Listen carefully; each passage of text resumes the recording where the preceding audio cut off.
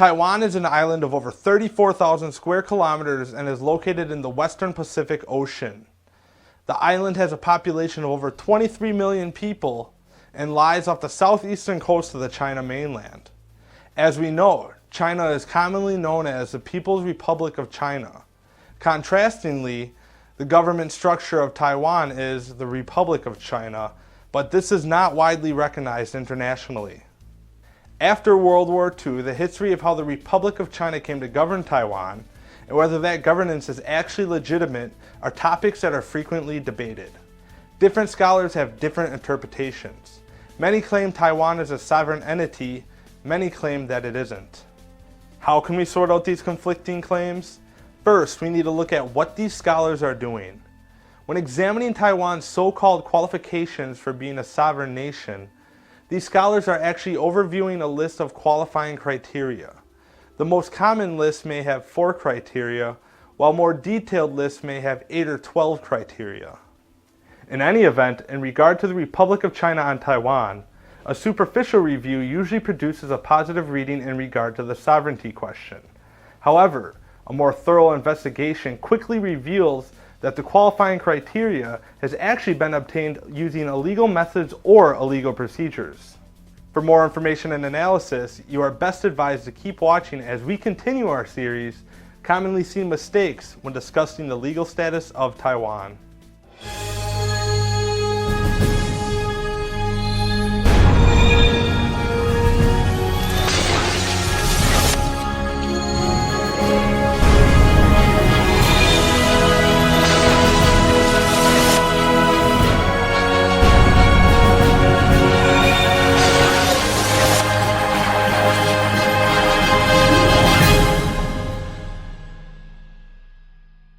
Commonly Seen Mistakes, Part 3.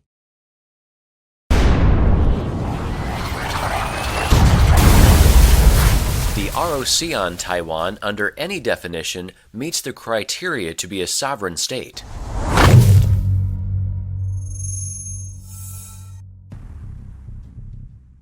As stated previously, the Japanese surrender ceremonies in Taiwan only marked the beginning of the military occupation.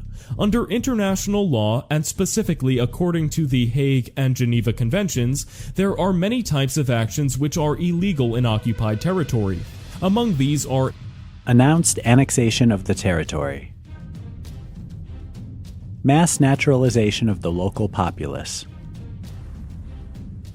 enforcement of military conscription policies over the local populace, promulgation of a new legal structure. A quick examination of the Republic of China's supposed qualifying criteria for recognition as a sovereign state quickly shows that they are based on major violations of international law, such as the announcement of Taiwan Retrocession Day on October 25, 1945, the mass naturalization of the local populace on January 12, 1946, etc. Many foreign government officials often make statements to the effect that neither Taiwan nor the Republic of China on Taiwan are sovereign. At the most basic level, such statements are 100% true. What is unfortunate is that for the most part, these foreign government officials do not explain the reasons for their conclusions, thus leaving the native Taiwanese people both angry and confused.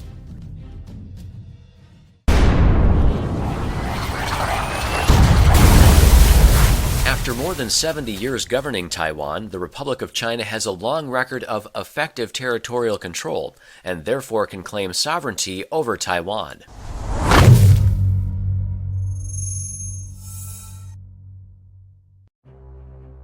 The issue being discussed here is directly related to the confusion generated by two different usages of the word occupation in English. In this regard, it is necessary to distinguish between populated and unpopulated territory. Unpopulated territory is often referred to by the Latin terminology of terra nullius, An example is a volcanic island formed in the ocean. Although competing claims must be considered, a lengthy period of effective territorial control over such unpopulated territory by the citizens of one country can result in a justifiable claim of sovereignty. However, Taiwan in 1945 was quite different. The population of Taiwan at that time was over 6 million, and it was certainly not terra nullius. The completion of the surrender ceremonies in Taiwan on October 25, 1945, marks the beginning of this military occupation. International law specifies that military occupation does not transfer sovereignty, and there is no time limit after which this condition expires. With the completion of the surrender ceremonies, the Republic of China in Taiwan was merely fulfilling the role of a proxy occupying force. Hence, the ROC cannot point to an accumulation of years of effective territorial control as a justification for claiming sovereignty over Taiwan.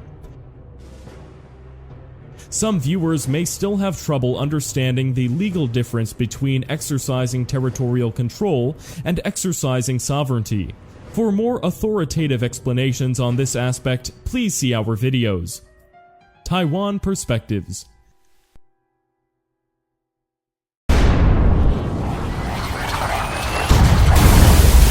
With the institution of popular elections for president in 1996, the ROC in Taiwan has already become a domestic regime.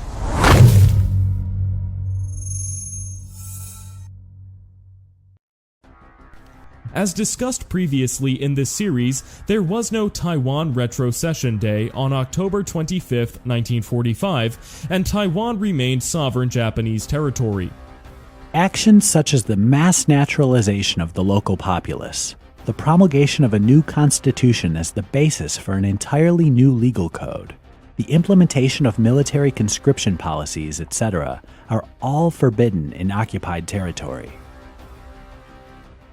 The historical record clearly shows that the ROC Constitution was written for the mainland China area and later forced on the Taiwanese populace at the point of a gun. In Chinese scholarly circles, this document is commonly referred to as the Nanjing Constitution.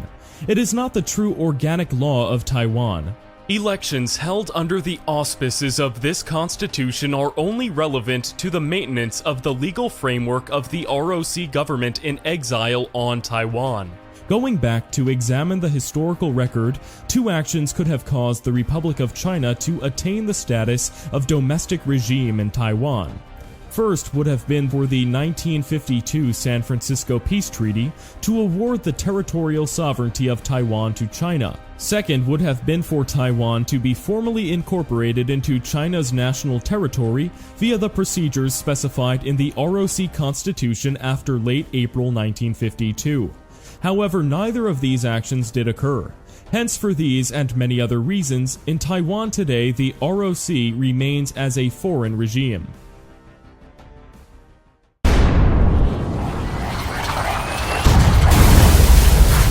In order to become a true state in the international community, Taiwan should declare its independence.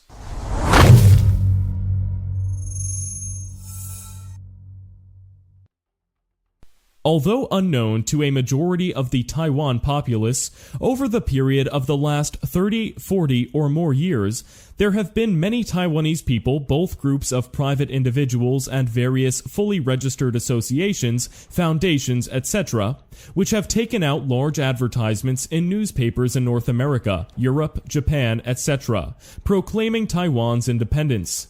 They have also held rallies to make similar announcements. However, none of these advertisements or announcements has ever had the slightest effect. We are forced to conclude that in relation to Taiwan, declarations of this type have no practical significance.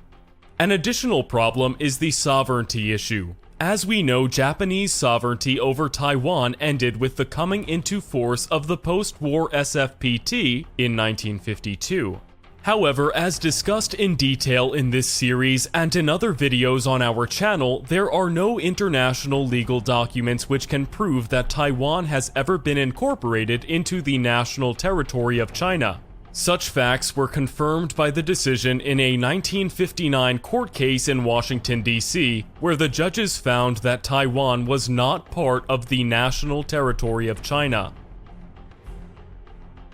Therefore, since neither Japan nor China exercise sovereignty over Taiwan, the question arises, from which country should Taiwan declare its independence? The vast majority of Taiwan independence advocates are unable to answer this question.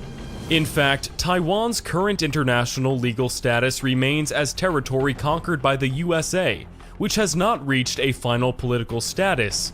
In the 1952 SFPT, Taiwan was not awarded to China. However, the treaty clearly specifies the jurisdiction of a U.S. federal agency, the United States military government, over Taiwan. For Taiwan, this is what may be called the first tier or topmost jurisdiction.